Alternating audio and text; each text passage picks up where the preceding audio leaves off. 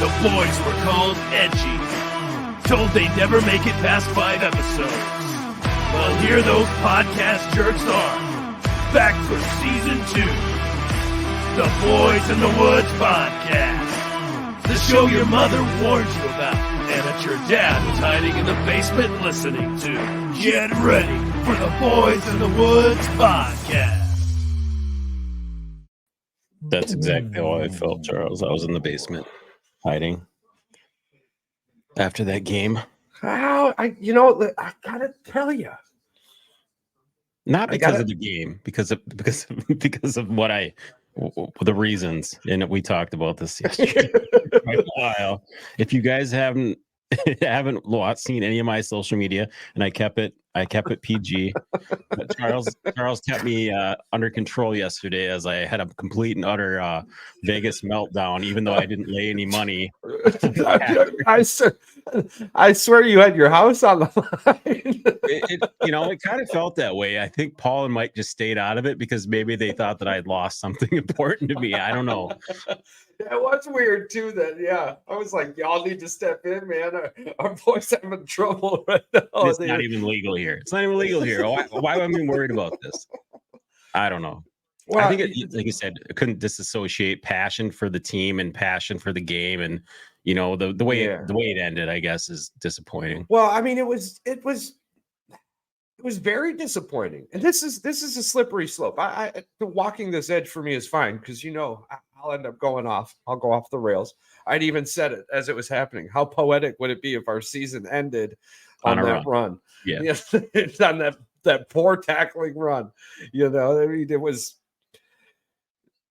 when Green Bay retook the lead, or when Green Bay, I don't know what happened. I think San Francisco. Well, yeah, I'm not sure. I can't really remember the sequence because there was so much I was frustrated about.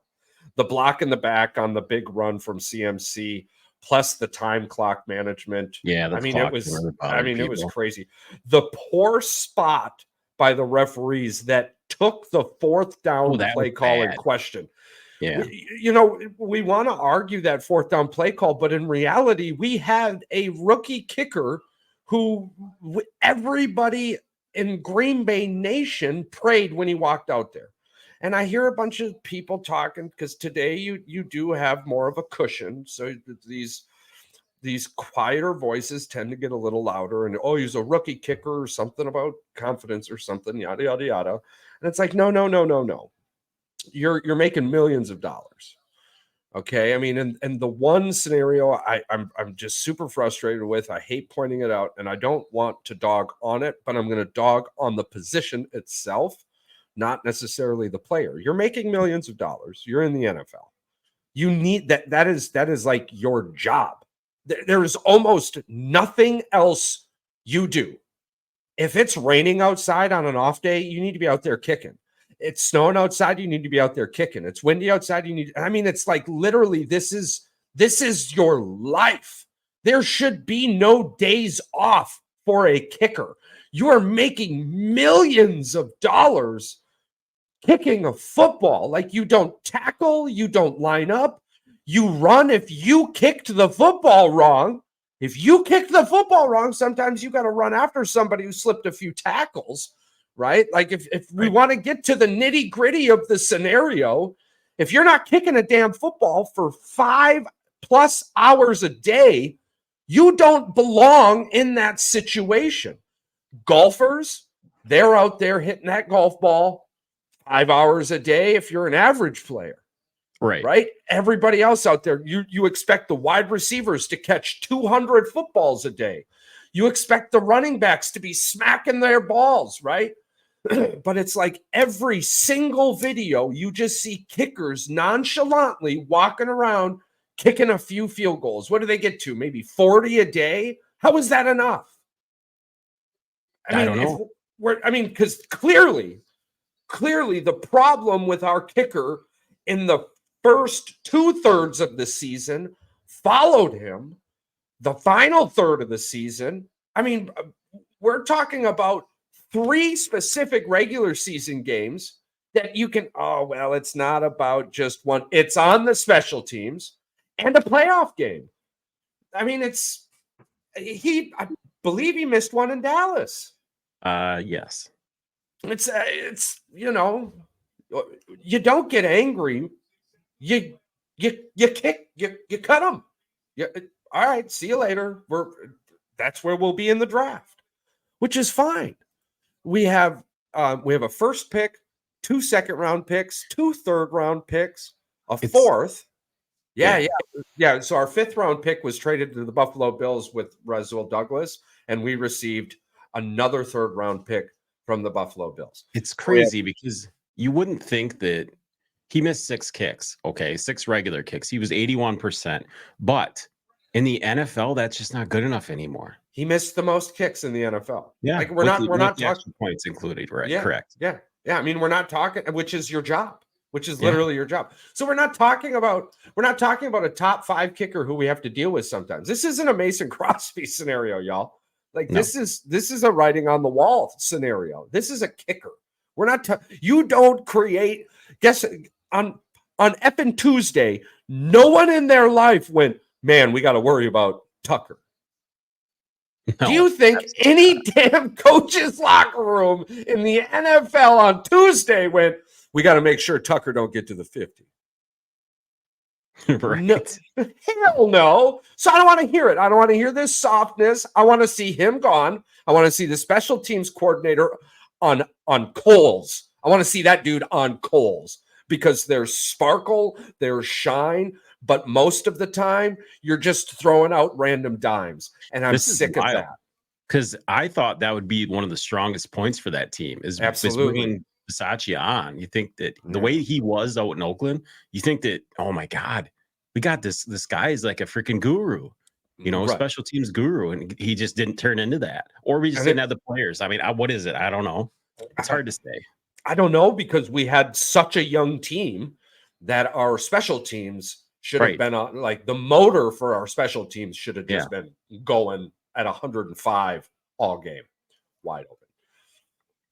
I don't know if you can hear that in the background. I should turn that down a little bit. I guess the only thing that really the disappointing thing is maybe we are disappointed as fans because of the way that it ended, the way that it always ends in that scenario, those last 4 minutes of the game, the team has the ball, you've got a 4-point lead, they score a touchdown, and then they go up by 3, and then they stop you and you can win. It just seems like that was all the time. I agree with you 100%. And that was the slippery slope because I think that's why I'm on the much other side of this. I'm super excited about what our team did. I'm bummed because we could have won if we weren't so young. Yeah, I mean, we had the red zone possessions. The coaching decision on that 4th down only came into question because of the stupid spot, which was literally if I remember correctly, that was the beginning of noticing that, wait a minute, the refs don't seem like they're all there today, which is something we've said all season. I mean, we've said it all season. The refs, I mean, thank the football gods, the Green Bay Packers are who they are right now. And they have who they have right now because it's the only reason you're getting this home playoff game in Detroit. Yeah. Another home playoff game in Detroit. But the only reason we were even talking about that in a legitimate sense is because of the egregious calls and non-call and out of this moon call at that Dallas Cowboys Lions game. And if we could grab every fan from the NFL, and we've all got a story to tell about this. And it's kind of, I ended up saying out loud at one point, if sports don't plan on fixing this problem, then why are we watching? Because soccer doesn't seem to have this problem. No, not at all. F1 doesn't seem to have this problem, and neither does cricket from what I'm seeing. I got bashed on Twitter, Charles, for even bringing up the fact that they need to get rid. There's a couple plays in the NFL that are reviewable. They need to get rid of just because they're dumb. They need to bring out the clock. Clock management needs to be able to be reviewed. If you're not going to fix the refs, bro, if you're not going to fix the refs, like you gotta give the refs safety nets. If you're going to continue, I mean, and these are smart individuals. They're lawyers, doctors. But do you hear what I'm saying? They're lawyers and doctors. This is their side piece. This is their Etsy, their Fiverr, their whatever the hell you want to call it. It's not their real job. They're not spending 4 or 5 hours a day in the off season looking at how to become better. No. So if they're not going to take it seriously, then why are us fans taking it seriously? I mean, the gambling aholics are going to gamble regardless. I guess we just give it to them. Sure. You know, we'll see. We'll see how the fan bases. We'll see how the paychecks continue to increase with only gambling money, because you're gonna eventually. I mean, are you more or less saying the collective fan base of sports is stupid? Because if you're going to continue to push this product out without any attempt to fix it, you're saying one of two things: we don't think you'll care, or we don't care what you have to say. Yeah. It's either one or it's both. It's both, Right. maybe. Yeah, absolutely. But I mean, soccer doesn't have this. No. Hell, I mean, I was just telling you earlier today. So I was watching the Liverpool game, and they ended up going up 4-0, and a few things kind of clicked there too. At one point, they're way down here now. Bournemouth, I believe, is how to say it. I'm not 100% sure. But anyways, they were playing with 10 people, I think, the last 20 minutes. There's usually 11 on a pitch. Right. They were playing with 10 people the last 20 minutes due to an injury. And so frustrated, right? And I was kind of messaging y'all too, because soccer is not something that you can just watch in the background. Apparently, like, you kind of got to focus on it, or you miss the big ones, you miss the big plays, depending on the volume of the TV. And if you catch the commentator getting excited, you might be able to flip. That's what I need TiVo for. Rewind. So I mean, in 83 minutes, I looked away 5 or 6 times and missed 3 goals. So I'm looking up and I'm like, oh man, they only got 10 people. The one's only got 11. I said, there ain't no way they're going to try and score. They're up 3-0. They got to run out plus time. It don't make sense for them to score. They ain't like that. Hell, they tried and they succeeded. They scored. And well, come to find out, it's like goal differential, points, and everything. It was super necessary because it ended up giving them a 5-point Liverpool, a 5-point lead over Manchester City, who's got a goal differential of plus 25, which is the only reason they're in second place. Soccer's cutthroat, man. They're cutthroat. They don't just take games off. They go out there 100% every time. They've got goals, more or less their goal scores is 20, but a tie for third place, and where the differential comes in, where they determine that they ain't none of this wild card stuff. It's like just their goal differential. So I mean, if you only scored 13 goals, right, or but you haven't allowed a goal, and a team that has scored 20 goals have allowed 8 goals, you're going to be better than them due to the GD and the points acquired for your wins, and the same amount, yada, yada, yada. But anyways, I mean, from Arsenal down to Manchester United, you've got Arsenal, Aston Villa, Tottenham Hotspur, West Ham United, which they played a heartbreaker just before that. I mean, I looked away and looked down, and it was 1-0, 1-1, 2-0, 2-1, 2-2, and then the game was over. I'm like, Jesus Christ! Like, it goes so quick. The clock keeps going, so that's where they end up in plus time at the end. And the whole time, I'm just like, man, I get it, because I get super excited when I see that goal go in, man. I scream just like I'm watching The Price is Right at home. I promise you. So anyways, well done, Liverpool. But the thing that really got me right is the gentleman hurt, Salah. He's leaving to rehab injury versus Liverpool, right? But they expect him to play again for Egypt in the Africa Cup of Nations. Now, I'm not really sure when the Africa Cup of Nations is going to be, but just the fact that it's like, yo, he's hurt, he's going to go to rehab, and he plans on being back at this time. That took 2 hours. 2 hours.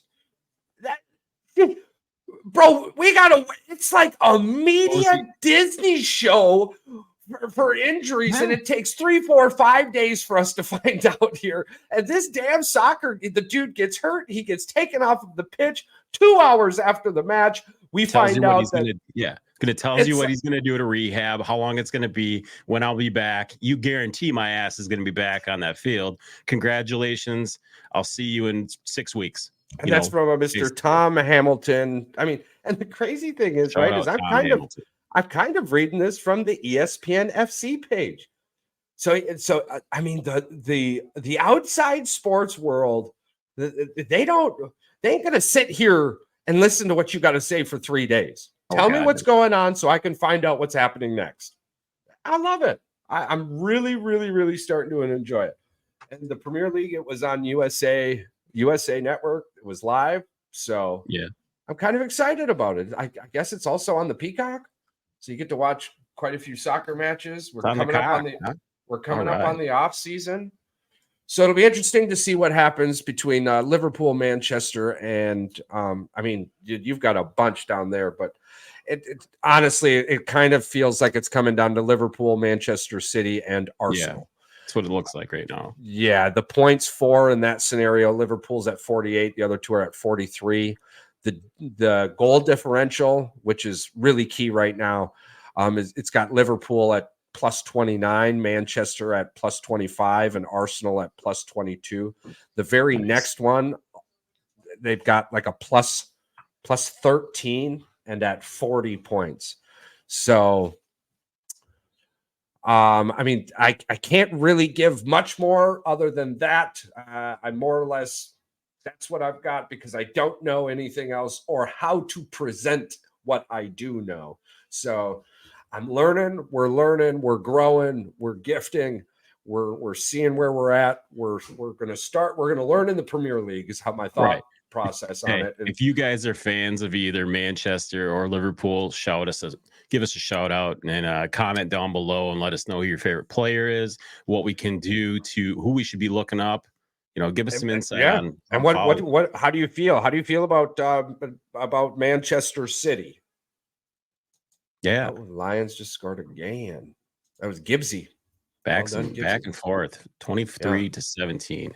Finally, two good back-to-back football games coming from the NFC North. That's crazy. We'll break away, but anywho, yeah, absolutely. We'd love to hear from you. Arsenal as well. Let's see. Where's our buddy playing at? AC Milan. All right. Let's see. What league is that? AC Milan league play. Is that the Spanish? Italy's top soccer league. Oh. Yeah. Well, AC Milan's got Christian Plosky. Yeah.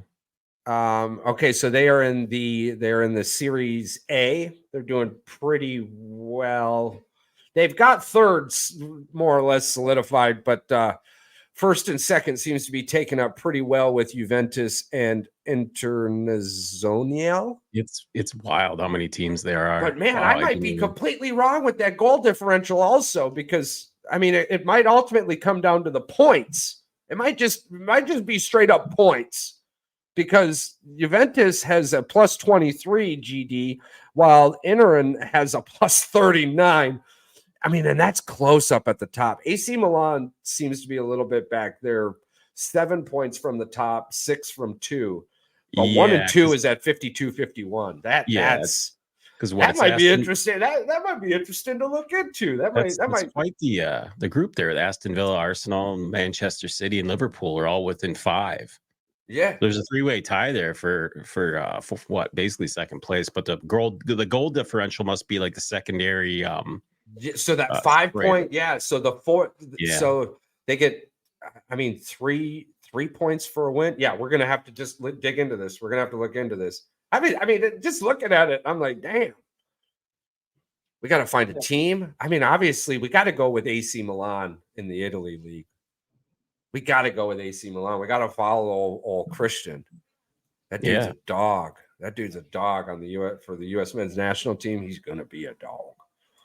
But nice. But that hits up the soccer. Didn't mean to jump into it so quickly, but we just kind of segued to it kind of perfectly. So that breaks that out. But yeah, so to kind of wrap up that Green Bay game and the reaction of it, because the entire week leading up to the game, all we heard was how much Dallas blew it and not how much Green Bay won. And my thought process in that scenario was I kind of treated it a little bit like college football. When you have a really good college football team playing a shitty team, you get those crazy scores, and generally the really good team puts 40 on that team. But then when they go play a good defense, they tend to score anywhere between 17 to 28 points. Yeah, damn mustache curls into the nose every once in a while. Yeah, you know. Even with the short beard, it does that. That's getting old. It's getting old. That's what it does. The hairs grow places where we don't want them to grow every single time. I gotta get that. Doink. But so coming into the game, I really did. I thought we had a chance. Taking points on the first drive, I loved that. I knew 49ers defense was going to be tough. I like going into the red zone strategy too, as well. I do. That's ballsy, and I like it. I did as well. I really enjoyed the coaching decisions. I really enjoyed the play calls. It's like I had mentioned towards the end. The one of the things I really dislike about our defensive coordinator is that when it's all out, I feel like the defensive coordinator leaves our players on the field to make plays. He doesn't design plays in those scenarios. He gets really nervous about the over the top. He doesn't disguise a blitz. It's our 4 versus your 5 or 6 if you leave one back there. And it's man-to-man coverage with 2 safeties on top to stop the deep ball. It's very upsetting. The way that he coached in the playoffs, he probably saved his job for next season. It wasn't the defense's fault they lost that game. I can agree with you. I can agree with you on that. I'm saying it because of it's going to be hard for them because that defense showed up when it counted most, I guess. Yeah, the players definitely made plays, but the thing that I noticed, the consistency that was with Joe Barry was, I mean, you can go all the way back to the Giants game. Yeah, you can go all the way back to the Buccaneers game. You don't have to convince me. I know it. You know, it's this. That's who he is. Right. I mean, and the general consensus with the fans as well was fire Joe Barry and get a new kicker. I mean, that noise is going to get really loud. New kicker. It was fire Joe Barry and get a new lingering kicker. In the air after all is said and done. No, a lot of the fan base was happy with Jordan Love. I mean, that throw, I see what he was looking at. If he would have planted his feet and had about 2.5 seconds to gun it, Christian would have been open, but that was a terrible throw. All right, the fan in me said, "You don't throw that ball." The fan in me said, "You don't ever throw that ball." And then after the game was over and I seen it was pouring and pissing down rain, I said, "Well, maybe they didn't think they were going to get very many more opportunities. Oh, you might as well just throw it." I get it. You know, that was man, that Green Bay Packers team got so much experience. And it was so fun watching them these last 2 weeks when we shouldn't have been watching them at all. Someone said this. I guess I never really paid attention. Why didn't Bosa get a late hit on Love? Like Love threw the ball. And it was 2 seconds after that. Bosa, the late hit on the ball, 2, guaranteed 2. I could probably, if I wanted to nitpick, I could find one on the 3rd. But 2 of the 49ers scoring plays, not drives, scoring plays, had 2 penalties in them each. One was the delay of game, and the other being the clear block in the back. And if you don't necessarily know what I'm talking about, it's posted somewhere on the social media along with the perfect freeze frame shot I mean, it was egregious. The missed horse collar on Jordan Love that would have gave him a first down on that third down play as well. I mean, there was there's a lot of them. Yeah, there were the terrible placement call, which blew my mind. So the ref that was online with the play the entire time, walking up to the play, had his foot on the line, indicating first down, but the ref that came running up the sideline and then down the line on where he thought it was ended up overruling the guy who was watching the entire play. This was my take on it. Where the ball was on the fourth down when they went to measure is where the ball should have at least been on the third down when the ball was spotted originally. If anything, it should have been there. I mean, that fourth down play, I mean, every graphic in the world had it inside a yard until they went up to the ball, and then it looked like almost a yard and a half. Yeah, like I think if like they would have had a moment to look at that, the call wouldn't have been a quarterback sneak. But regardless, he got it. It was just a bum call by the refs that brought that call into question. And I don't question the call at all because our kicker was terrible. It was not a guarantee that old boy would have made that. Right. Hey, I think that the officials were waiting for LaFleur to toss the old red hanky. It did feel too like didn't. So they just kind of they kind of poked it down and said, and okay. In the moment I was like, oh, I get it. You got to save the timeouts. This is big. You took the ball. But then as the clock ended up doing everything that it did, it didn't matter. It didn't matter that we had our timeouts. It did, like the whole scenario. And I was thinking to myself, I'm like, man, this is definitely a hindsight 2020 for Matt there. And you know, he have 56 wins and he's got a good playoff record, but you did hear the rumble about Aaron Rodgers. And the fact of the matter was, this was Matt LaFleur's first time coaching in the playoffs without the safety net of Rodgers as well. This was Matt's calls, Matt's plays, and I applaud him. I do. I don't disagree with really any decision he made this season. No. I don't have anything negative to say about the team. They overachieved, and let's hope that next year they overachieve as well. Yeah, it's going to be really nice looking into next year. And let's do that for a moment. So we look into next year. We've got a great offense battled in. I believe the stuff with Jair Alexander is off the pudding wall. We do have the looming elephants in the room that is Aaron Rodgers, dead cap space, and David Bakhtiari. And they are probably going to have to try to find a RB2 as well, unless Wilson, or was it Williams, or the young Wilson guy there. Yeah, they're going to need a new, because I believe Dylan's gone. Yeah, I believe so too. You're not going to pay him starting running back money to stay, even though unfortunately I think it'd be great if he stayed, but I think that listen, AJ Dillon, the person, is great. I agree. And as you can see there, definitively, I've got multiple AJ Dillon jerseys. Reese's Pieces chocolate heart. I've got an AJ Dillon for him. Yeah, I mean, and he does, but he never really became who we all thought he should be. Right.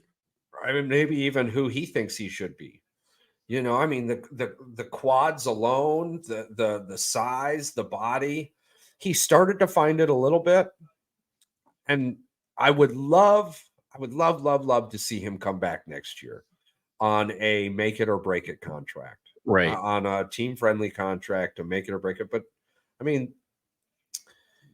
and I think it would benefit him also. Doing a quick thought in the league, going around to it, there is going to be a major free agent that would take the role of somewhere that would pay him more money than Green Bay. But I'm thinking because Derrick Henry is on the table, Derrick Henry is going to take that big money spot, somebody looking for that big power down running back. If AJ, he's making 1.3, but he got a 1.4 signing bonus, so he's making 2.25. AJ Dillon, if he comes back, he's going to want at least $3 to $4 million. And I don't think Green Bay is willing to give him that, considering they could just get a rookie for $400K. You know? For me, I for what agree. he's worth. For what he's worth. I mean, if he doesn't get hurt, he's still RB2. So, And I think a you lot gotta of that too, arguably, has to do with the Jones getting the big contract. Well, Yeah. I mean, well, that too, but the big contracts we have hitting our cap space. Yeah. I think if we didn't have talk, that big, if we didn't have that big cap space, and maybe that's something you could look into. Is and next not year, you, but is Rodgers off next year or no? No, it's still I think It's well 2025? after next year he's off, and I believe it's 60. Okay. I believe it's a 65er, man. I want to say his dead cap hit on Green Bay is 65 million. That is why everybody is like, Green Bay's doing this with such a. I mean, what our front office is doing, dude, I think that's more. Honestly, I think that's more impressive, Charles. I'm so impressed with the Green Bay Packers the last 2 years. I mean, I know I'm a passionate fan, and there's the Joe Barry stink, and we can hate on that all we want. If I seen him in a restaurant, I'd buy him dinner. I swear to God, I would. I've said a lot of harsh fan passionate moments. I've had a lot of harsh fan passionate moments with Joe Barry in that conversation. So we could make reels for days off of the Fireberry memes, but it's fine. He's made more than enough money. Him and his family will be fine. He'll get an opportunity somewhere else. It's time for him to go, because our defense right now arguably is the chink in the chain, which is crazy for us to say this, because I thought our defense was going to be what held this team down this year. Yeah. Offensively, we're young and we're all under contract. We've got Tom. I was so upset to see Tom go out on that offensive line, but the boys came in and did well. Our front four is doing really well. I think we need a little bit of inside help with the linebacker situation. We need a nice pass rusher. We need a safety. And towards the end of the third and fourth, I think we need to beef up that O-line. What do you think? I agree. I mean, I think that they are going to try to add at least one more weapon though as well. And I don't think they want to go in the draft. I think they want a veteran receiver on that team which is probably the only one we can afford. I agree. Well, true. And I think that's going to be a 1-year deal. It'll be a free agent. Romeo Doubs coming into his third year. I like Romeo as our veteran wide receiver. But the thing that does kind of depth, you want depth at that. Well, I agree. But I guess that depends too on the tight end situation as well. They were just talking. They had just talked to the wide receivers. It was on one of the social medias or somewhere. Maybe it was. Well, I seen Aaron 11 Jones News. Is the best team he's been on. Yeah, absolutely. The locker room is so tight. But the thing that kind of sends chills or maybe gives me goosebumps is that there is no leader in that wide receiver room. When asked who's the leader, and it was kind of, even the question itself was kind of pushed towards Romeo. Nobody's really stepping up, which is nice, which is awesome. They're building that team. But in the scenario where,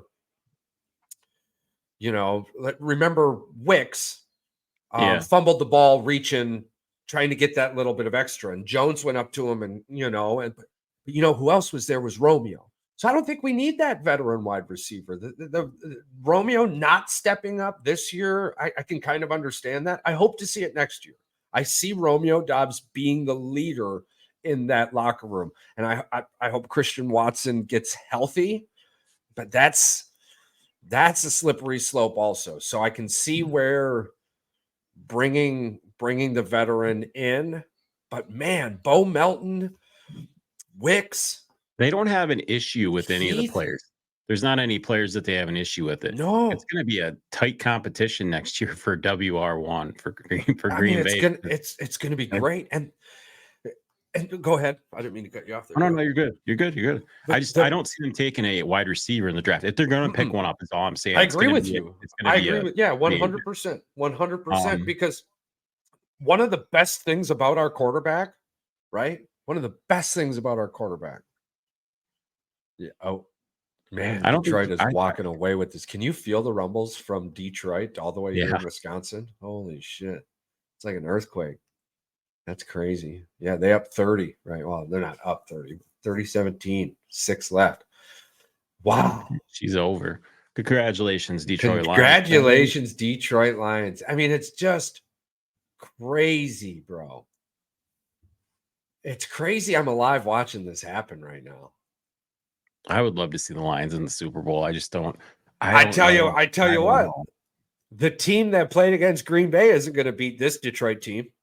The team that played against Green Bay is not going to beat this Detroit playoff team.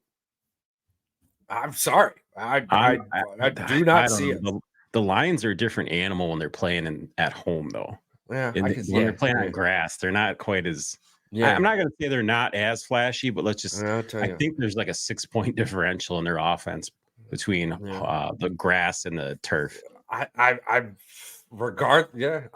definitely agree with you, but regardless of that whole scenario, the team I saw against the Packers. Oh, Green Bay punched him in the mouth. They beat him up physically. Green Bay played football. The 49ers played survivor. Right. That's all that was. And you're not going to do that against the Lions. No, you're not going to do that against this year's Lions. And you hate to say that, but we were young and it was a pleasure to watch us in the team. But I mean, we've got the first round draft pick. That looks like it's going to be more around 25 than 7. At the start of the year, bro, we had 7. Or it's not the start of the year, but closer to the middle than the end. We were projected a 7th round draft pick, and now we're like 23. So this will be fun. It'll be an interesting offseason. The draft's in Detroit. Next year, the draft will be in Green Bay, Wisconsin, and we will be there one way or another, somehow or another. Even if we're outside, we're going to be there. We are going to be there. Even if we take the Dave Portnoy interviewing people, we don't care. The Dave Portnoy experience. We will show up in tuxedos and just start interviewing people. Oh, yes, we will. The tuxedo gets you to look at me. And once you lock eyes, I'm coming with you with the mic. That sounded weird. Yeah, I'm headed towards your direction with a microphone. Yes, sir. I think the plan is going to be to have 2 people with microphones and 2 people. And we're going to have like 4 or 5, 6 of us. 2 people with cameras, 2 people with microphones. And we're going to hit as many people as we possibly can. Boom. Game. Just insane. Yeah, I agree with you 110%. I'm looking forward to that Buffalo game, man, tonight. Yes. Yeah, me too. I'm looking forward to my spaghetti and spaghetti ball. Is it spaghetti and meatballs or just shredded hamburger? Probably just shredded hamburger. Shredded hamburger. Hey, Ma, meatloaf. Hey, Ma, meatloaf. It's not my mom, though. It's my wife. Yeah, but it's funny. It's fun. It's still fun. Yeah. Baby, listen. As long as I have a little bit of my arugula. It's ground beef. Oh, it's ground beef. Yeah, shredded hamburger, same thing. All righty, let's see. Anything hot topic in F1 news? 1 hour F1 news. Gunther Steiner calls out Ferrari engine saga for Haas performance struggles. That feels like a pitter patter before the season. Tried to get him, and finally got him. Let's see. 50 minutes ago, former driver suggests more tire brands in Formula One could end Red Bull winning streak. So that might be something to look into. Apparently there's a tire monopoly in F1. Yeah. And the thought is Red Bull performs better with these tires than any of the other cars. So if we could get other tires that were better than those tires, that just doesn't make a lot of sense to me. Because if how can you allow a monopoly on tires, that doesn't make any sense to me either. Not only that, but okay, let's bring more tires into the mix. Yeah. If you bring a better tire into the mix, do you think Red Bull's not going to use the better tire, or do you think that's just gonna they're just like no, we're going to stick with this tire? Well, that's what I'm thinking. Is it more so that let's they just look up F1 racing? Because let's be honest, Charles, if it is the best tire, it's not a monopoly. It's just saying, hey, we don't want people to die. We're using the best tires. That's all. Since the start of the championship, F1 has had 9 different tire suppliers: Avon, Bridgestone, Continental, Dunlop, Engelbert, Firestone, Goodyear, and Michelin. I recognize all teams about must 99% choose of their those. tires carefully based on the track conditions. Tires are a huge deal. Oh, yes. 4th and 14. Tires are a huge deal in F1 between wear and tear, grip, and the grip, softness, hard. It's been very interesting listening to the science behind the tires.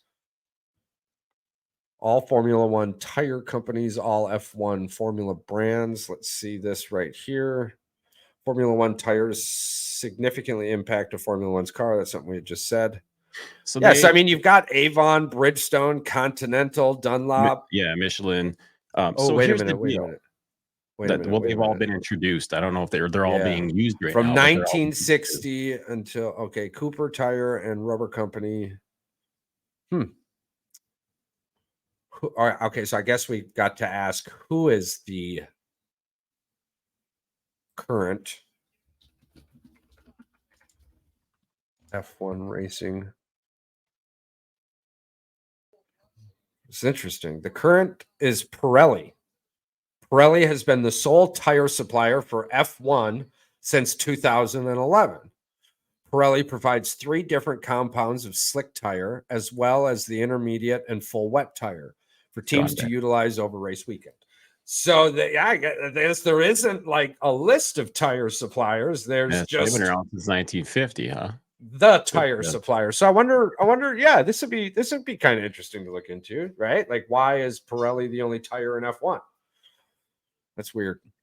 And then it extends Pirelli as the F1 tire supplier through 2027. Yeah, that was October 10th, 2023. Yeah, if you look at the cars, Charles, it's all like their logos on every tire. The Pirelli, that big old P that looks like a yeah. It's interesting. This feels like, I don't know what Detroit did, but the Tampa Bay's still on the field. That's funny. So this feels like it might be a foundational stepping stone into F1. Well, I mean, the tires are super important. We might as well look into this. I mean, the season, I believe, the season starts really ramping up February 15th, 2024. Yeah. So we've got a little bit of time to check into this Pirelli situation. And that would be the Yas Marina circuit. Nice. Under 19 Cricket World Cup 2024, Day 3 report, Sri Lanka, New Zealand open account with convincing wins. So the under 19 Cup seems to be going on. February 23rd for the FP1 Bahrain GP. February 23rd? Yeah. So that must be like pre-races or something. Yeah. Nice. So that'll be interesting to look into. Yeah, there's a whole bunch. Oh, wow. Tampa Bay scores. They're still down by score. How awesome would it be if Tampa Bay comes back to win and we have that moment with our listeners? Yeah. Hopefully they don't allow that to happen. Soul, no more. Soul, no more. Well, I think that's about all I've got in the news today. Congratulations, Green Bay Packers, on a wonderful season.